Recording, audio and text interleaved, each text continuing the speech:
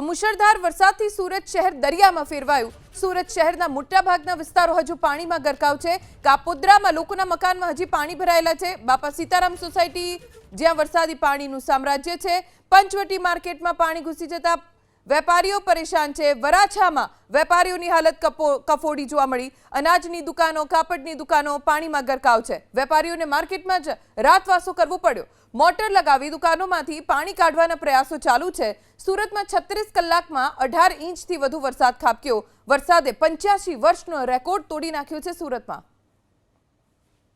મંગળવારે સુરતમાં 12 ઇંચથી વધુના વરસાદે સમગ્ર જનજીવનને અસ્તવ્યસ્ત કર્યું છે। બીજી તરફ ધંધાર્થી વર્ગ છે તેને પણ વ્યાપક નુકસાન વેઠવાનો વારો આવ્યો છે। એબીપી અસ્મિતા હાલ પહોંચ્યું છે વરાછા વિસ્તારમાં, જ્યાં આગળ પંચવટી માર્કેટની દુકાનો હજી પણ પાણીમાં ગરકાવ છે અને માર્કેટમાં ભરાઈ ગયેલા પાણીને ઉલેચવા માટે મોટરનો ઉપયોગ કરીને પાણી કાઢવાની સ્થિતિ સામે આવી છે। આપ દ્રશ્યો જોઈ શકો છો, માર્કેટની દુકાનો છે તેમાં અડધો હિસ્સો છે તે અત્યારે પાણીમાં ગરકાવ છે અને તેના કારણે કેટલાક વેપારીઓ છે તે રાત્રે દુકાનોમાં જ આખી રાત વિતાવવા માટે મજબૂર હતા। વેપારીઓ અહીંયા આગળ છે, તેમની સાથે વાત કરવાનો પ્રયાસ કરીશું। ભાઈ સાહેબ, કેટલી દુકાનો છે પંચવટી માર્કેટમાં અને વેપારીઓની રાત્રે પરિસ્થિતિ કયા પ્રકારની હતી, અત્યારે શું સ્થિતિ? સ્થિતિ તો અત્યારે બહુ ખરાબ છે। એમાં અનાજવાળાને આજે અનાજવાળા છે એ લોકોને બહુ નુકસાન થયું છે। એમ નુકસાન તો ઘણા બધાને થયું છે। બધાનું સામાન બામાન બધું અંદર કોઈને કાઢવાનો મોકો નથી મળ્યો એવું છે। આ પાણી ક્યાં સુધીમાં ઓસરી શકે એવું લાગી રહ્યું? હવે જોઈએ છે, ત્રણ પંપ ચાલુ તો છે, હવે ક્યારે ઉતરે? હવે એમ તો આખી રાત ચાલુ જ રાખ્યું છે। તમે રાતે અહીંયા જ રોકાયા હતા? હા, ઉપર મારી શોપ છે, નીચે બીજી 4 શોપ અમારી છે। અમારે ઘણું નુકસાન થયું છે। લગભગ કેટલી દુકાનો અહીંયા આગળ આવેલી છે પંચવટીમાં? લગભગ 18 દુકાન જેવી છે। અન્ય પણ વેપારીઓ છે, તેમની સાથે પણ વાત કરશું। ગઈકાલે જે વરસાદ પડ્યો, આજે પણ આગાહી કરવામાં આવી છે, કેટલી ચિંતાજનક બાબત કહી શકાય વેપારીઓ? બહુ ચિંતાજનક બાબત બનાય। જો અમારી જે શોપની દુકાન છે ને એમાં બક્કું લોસ ગયેલું છે। બધું બિસ્કિટ બીજી અનાજ મને બધું બરબાદ થઈ ગયું છે। ટીવીનું શોરૂમ છે ત્યાં આખું ટીવી બરબાદ થઈ ગયા।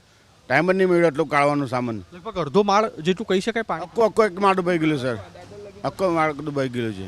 આગળ દ્રશ્ય આપણે બતાવીશું। મોટર અત્યારે મૂકીને પાણી છે તે કાઢવાના પ્રયાસ થઈ રહ્યા છે। અનાજની અલગ અલગ દુકાનો અહીંયા આગળ આવેલી હતી અને તેની સાથે કાપડની પણ દુકાનો અહીંયા આગળ આવેલી હતી। અનાજ ભંડાર અને સાડીની દુકાનો છે તે આખી પાણીમાં ગરકાવ અત્યારે જોવા મળી રહી છે।